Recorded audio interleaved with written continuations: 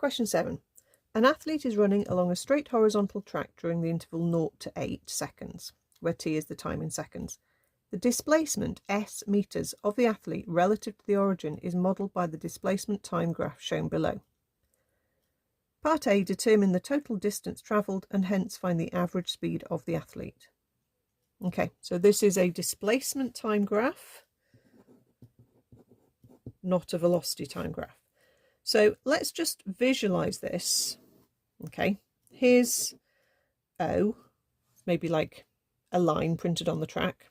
Okay, and let's take that direction as our positive direction.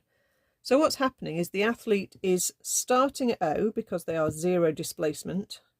Okay, after 4 seconds they are 16 meters away in the positive direction, so they go out to there. Okay, then for the next 2 seconds they return back to 0, so they turn around and they run faster because they cover it quicker, but they run back to 0. Okay, they then go into the negative displacement, so they run this way in the opposite direction, so they are 9 meters in the negative displacement, in other words 9 meters to the left, and then again they change direction and they start to decrease their displacement from -9 back to O again, so they come back to the beginning. Okay, so the total distance they've gone is a 16 out and a 16 back, and a 9 out and a 9 back. Okay, so that gives you 50 meters in total that they've run. The average speed is the total distance divided by the total time.